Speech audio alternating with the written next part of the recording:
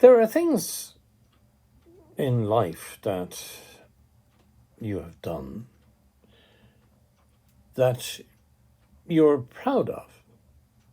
And in fact, last night at a party, a Halloween party, I was reminded of a few things that I've done which I could be very proud of. But after a few more glasses of wine, I began to talk about the things that I wasn't proud of. And this story I'm going to narrate now is really about one of those episodes in my life that I'm not terribly proud of. And I'm going to leave it to you. I've called the story A Black Christmas. I wrote a sort of a goodish story not so long ago about a white Christmas and journeying from Germany back to Ireland and back into the bosom of my family. And it was a very nice one to remember during lockdown. This wasn't that nice to remember, this story I'm going to tell you now. I call it A Black Christmas, but I also toyed with the idea of calling it racism.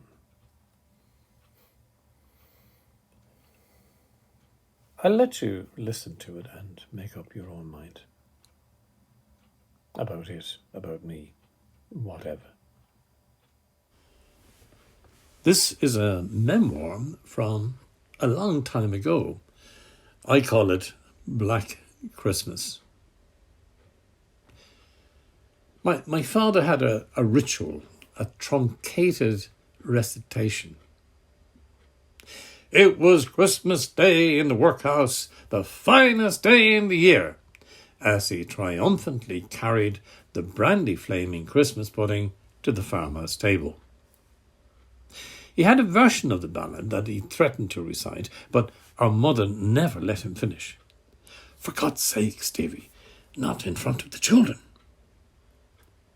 We always expected this performance, and it never failed to make us giggle. Many years later, I looked it up, and of course, there were bawdy and funny versions. In 1970, it was Christmas Eve in the crowded pub in Brixton, South London, where I worked as a temporary barman.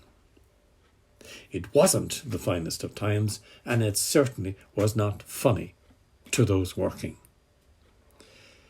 Tensions were palpable and building. This was not unusual. It was an area of considerable urban tension, I was learning. There were 3 bars in the pub, packed to the gills, each with its own particular customers. The public bar was largely Irish territory. The Irish lads, in my lexicon. They were quite enough, sharing reminiscences and heavily drinking. Guinness, the patriotic drink of choice, was often followed later with rum or whiskey chasers, the aim being to achieve that balance of being full and drunk at the same time. Oblivion was particularly necessary this holy night. The taciturn men, with their gnarled hands and heavily furrowed features, bespoke a life of tough labour, excessive drinking, smoking and general self-neglect. 2 younger men, fit-looking, from the west of Ireland, spoke quietly together in Irish. They were light drinkers, no more than 3 or 4 pints a night, probably overdoing it on the lump for a few years to get the money together for a boat or a farm. The older men scathingly called them pioneers. I had been such a pioneer, a signed-up member of the Total Abstinence Association of the Sacred Heart. Founded, where else? In Ireland. We were volunteered into it at school. We drummed ourselves out when we discovered vodka as a stiffener to our courage. Just another oddity of dear old Ireland then. Heavy drinkers, side by side, with a large proportion who were total abstainers. In the ballrooms of the 1960s, you would not get a dance partner if you had drink taken. Polo mints were much in vogue as camouflage.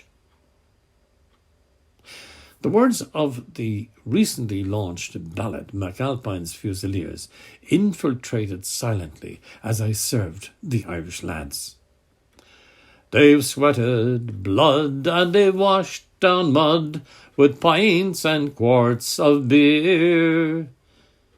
Some would go home to their London digs, legless and fiercely lonely not to be at home in Ireland for Christmas.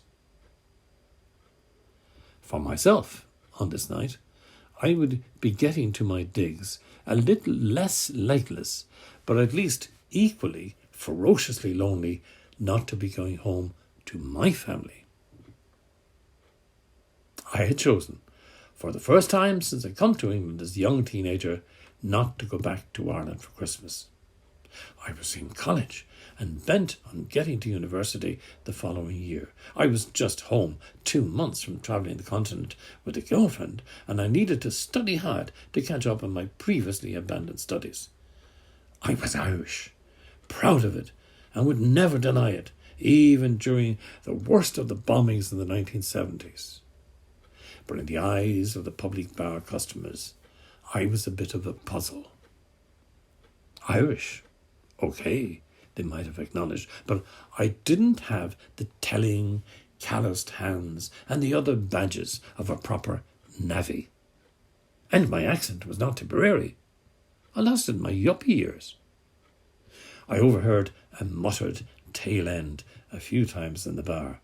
The shaggin' accent of 'em. The fact that I came from the fertile land of the Golden Vale, the envy of the typical land-starved emigrant, and had given up succession to a farm — I'd been well interrogated in the month I'd been working in the pub — only further marked me as an oddity. My prowess as a hurler — we won a regional school championship — was sneered at. So, you never played county, not even minor. And you don't play with any of the London clubs now, huh? Overall, I did not pass muster with these London Irish, and it was futile to try to explain. I just dug myself a deeper hole. Today, if their likes were still around, they would probably call me a plastic paddy, explaining everything. But back then, we were mostly civil with one another.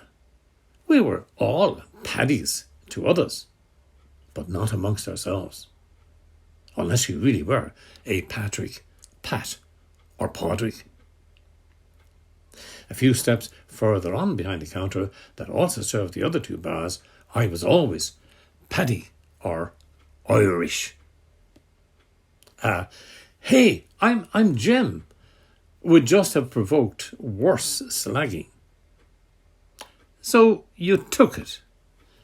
In my case, then, because I simply wanted the money.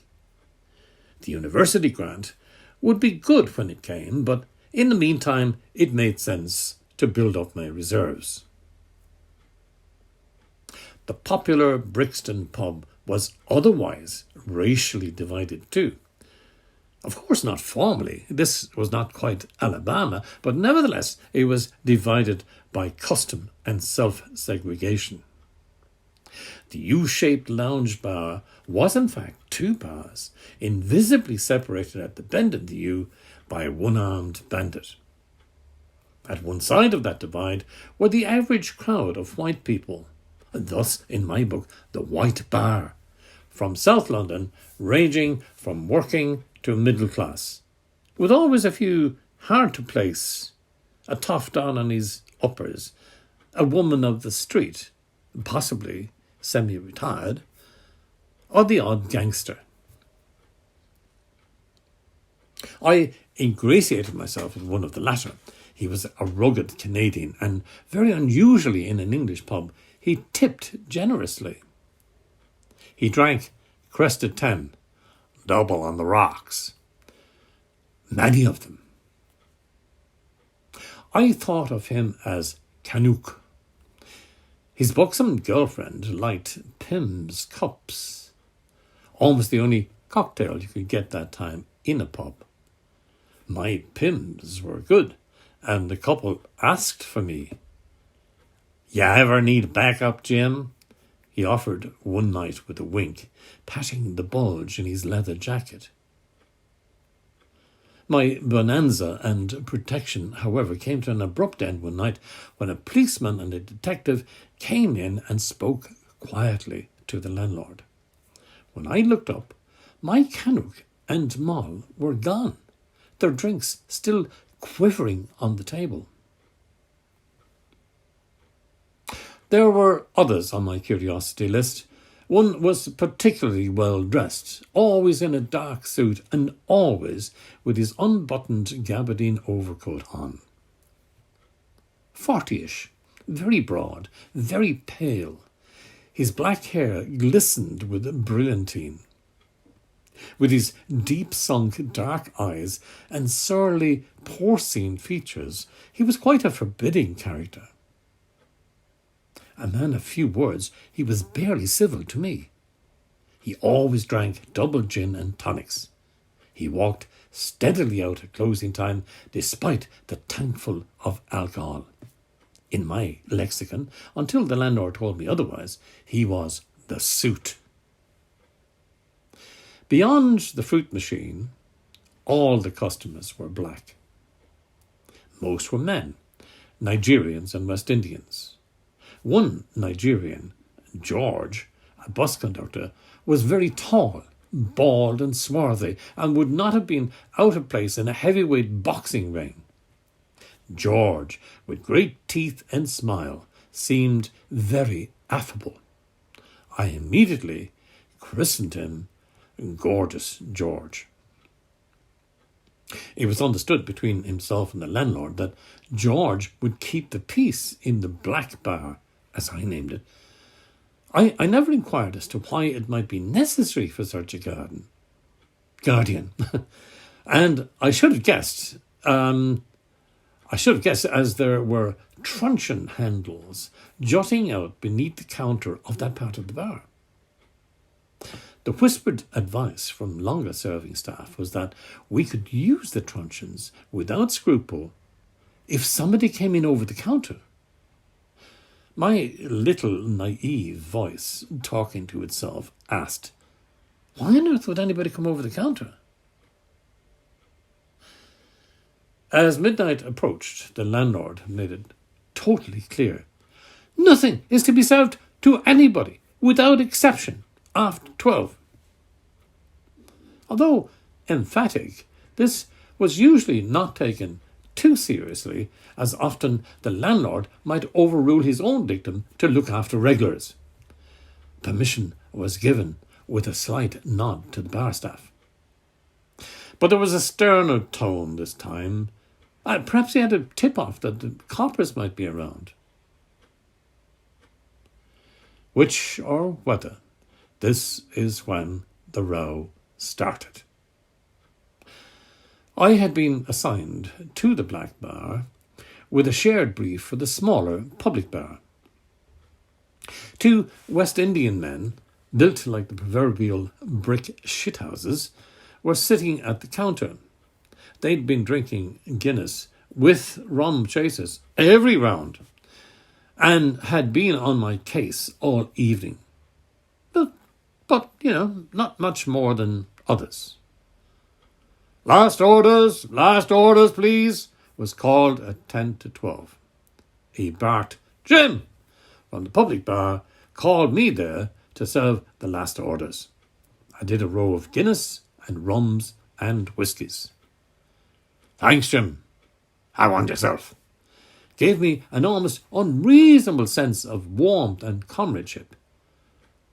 I too was a little tight. My West Indian customers were not amused. It was 12. The landlord had just refused them, and as he ducked off to the white bar, he pointedly looked away from me.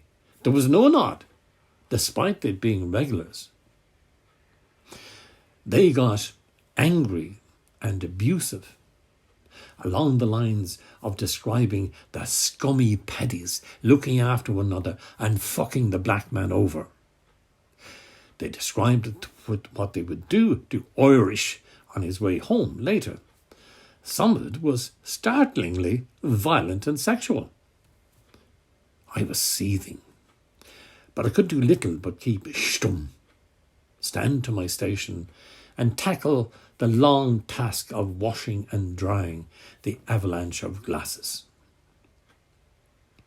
Then one of them spat at me, a real big gob of spit, scoring a bullseye on my face.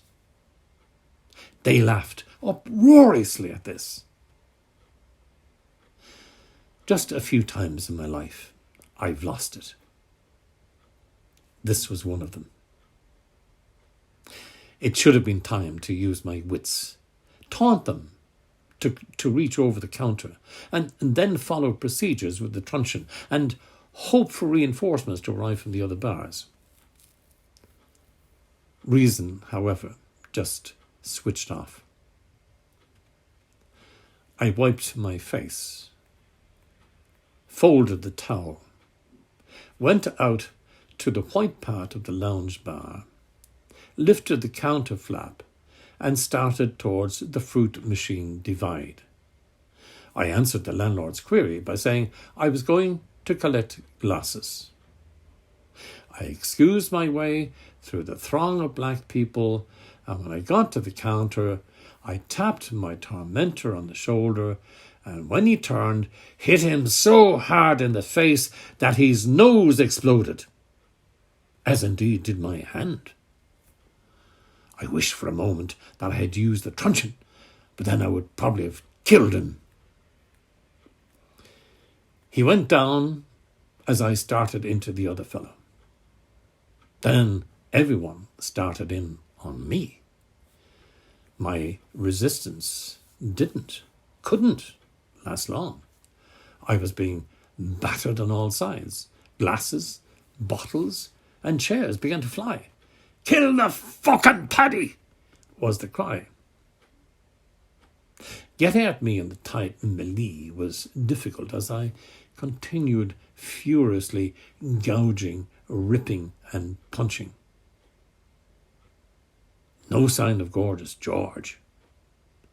What I would give now for a Canucks backup, I savagely thought. Then they started using my head as a battering ram against the door windows. Stained glasses, I remember. When my legs were lifted off the ground, this began to work for them, and I was getting really, really hurt. I had a memory flash of the Niemba ambush in the Congo 10 years before, where the unfortunate Irish soldiers, mistaken for mercenaries, were beaten to a pulp by the Baluba. There were shouts coming from the outside of the porch door, which was jammed shut. Gruff Irish accents were calling out, "Hang on, Jim! Hang on!" Arms were thrust through the broken panes, protecting my head and face.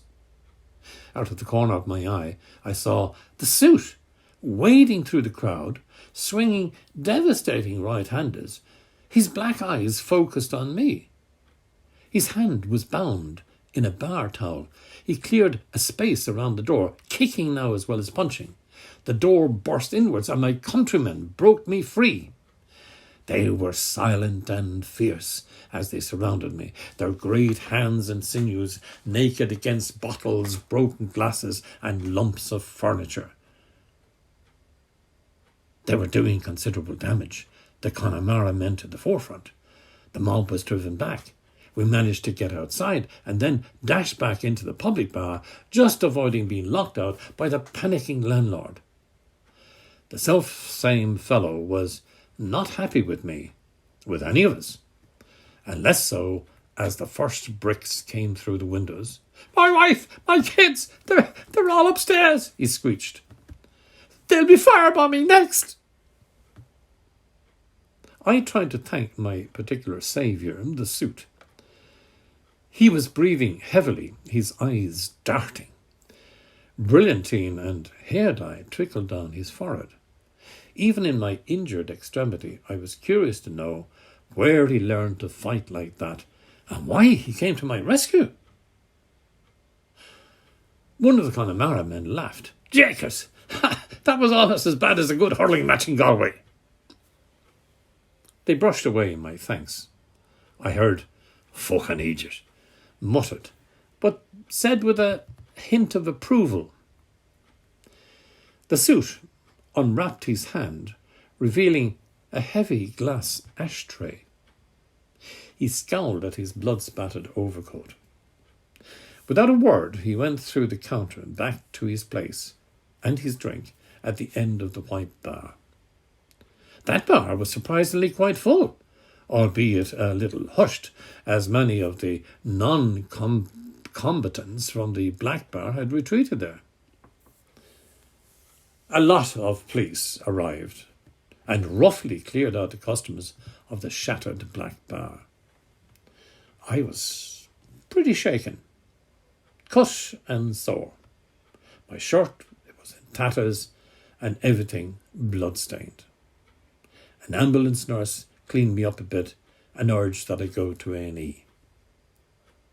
Later, I gave a statement in the white bar. The police were being given a drink. The landlord claimed I was attacked whilst collecting glasses in the black bar. He couldn't identify my assailants.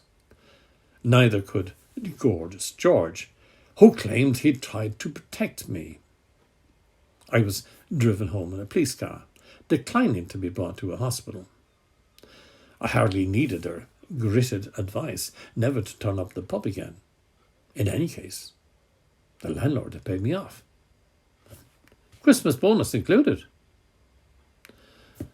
I fell across my bed in the tiny bedsit I rented. When I woke next morning, I could hardly move. The anaesthetic of drink had well worn off. I slowly undressed in front of a mirror. There was hardly a part of my body that wasn't bruised and throbbing, but nothing seemed broken, and none of the cuts were deep enough to need stitching. I was lucky to get off so lightly. Once more, my stocky build and hard head, much tempered on the hurling field and in farming, stood me in good stead. I showered, dressed, and went for a walk. West Croydon was empty of traffic, lifeless, almost post-apocalyptic.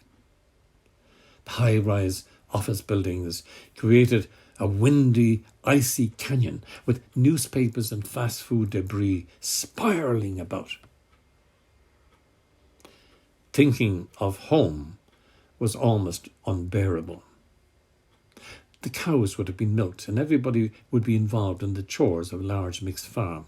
My mother and sisters would be putting the finishing touches to the preparations of the Christmas Day dinner. Our father would allow the bound for the creamy milk to be skimmed for a quart of cream for the plum pudding. I would be particularly remembered at the opening of the presents. I had done my bit by post. I am sure that they would assume everything was good for me on this morning, and I would never tell them otherwise. In any case, they knew my reasons for not coming home were valid and were proud that I was likely going to university later in the year. And there were aunts nearby in London whom I would surely visit. But it was a time to be alone, miserable, and sorry for myself. I cried. I really let go and sobbed my heart out. Then I laughed.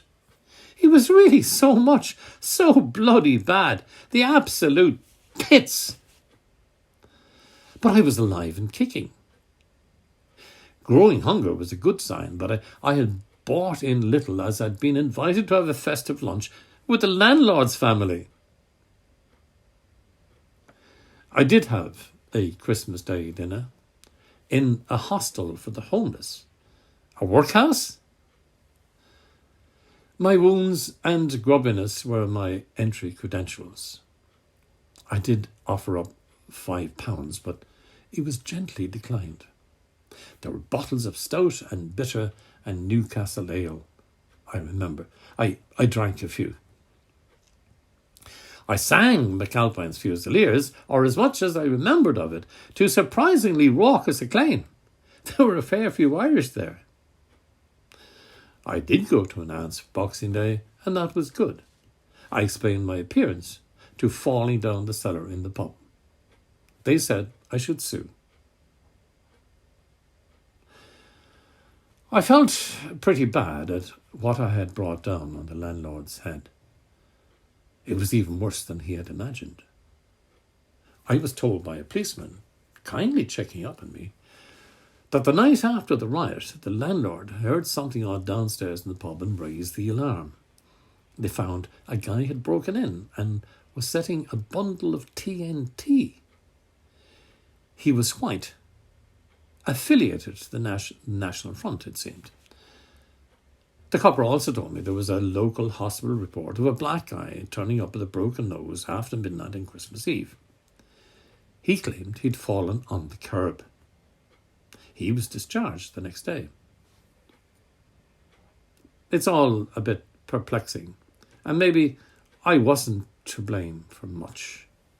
Perhaps there was some history about the pub and local events that I was not being told about. I didn't feel like investigating it too much. What I did pick up was that there were huge frictions in that whole area of South London between the police and the African Caribbean communities, which eventually led to what's known as the Brixton riots.